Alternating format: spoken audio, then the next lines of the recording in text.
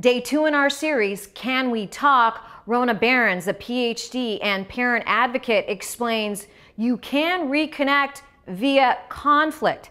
Really, it's possible.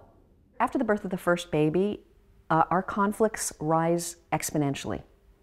Exponentially. What are called perpetual issues, meaning, you know, those arguments you have with your husband over and over again, and they never go away. And here's the thing, 70% of our issues don't ever go away.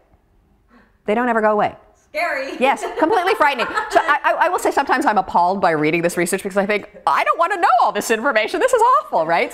But it's true. So 7 out of 10 of our issues, the ones that we're arguing about over and over again, are issues forever. But after we have our first baby, and it gets worse after subsequent kids, those entrenched issues become points of conflict in a much more intense way.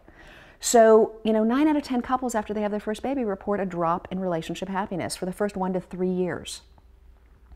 If you have your second baby within that 1 to 3 year period, which, many of us do, yes, many of us do, okay, we've now added more stressors into our relationship. So there are more factors. Now, it doesn't happen with every couple. Some couples stay completely connected through that and beyond that.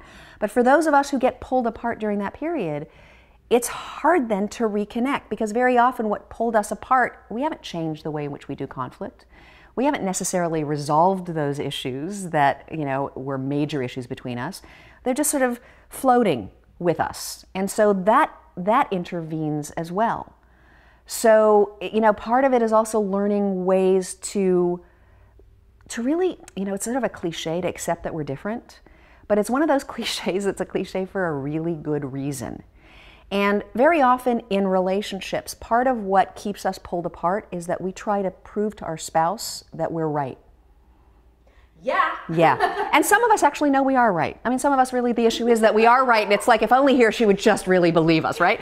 Okay. But the truth is, okay, so I will admit I fall into that category, but I also understand it's not that, because here's the thing, we're both trying to argue that we're right. And in truth, in relationships, we are both right, partially. Everyone's right. The goal to connect, the goal to have positive communication with each other isn't then to prove that we're right, it's to actually understand each other. And to understand each other, we have to get curious. And curiosity, quite honestly, it doesn't have to take an hour or 3 hours or 3 weeks. It can take a few seconds. We just have to be genuine about it. And for me, one of the most powerful tools, in addition to the 10% rule, is to ask really powerful questions of each other and be genuinely curious about the answers, even if the answers suggest our spouse doesn't agree with us. So one of my favorite powerful questions, what's important to you about that? What's important to you about that? Because let's say we're disagreeing and I've got my idea of what's important to me about what I'm saying. I don't think what you're saying is important, but oh wait, maybe it's important to you. So tell me what's important to you about that. And amazingly enough, if we can ask those questions, that's another way to connect, even if we disagree.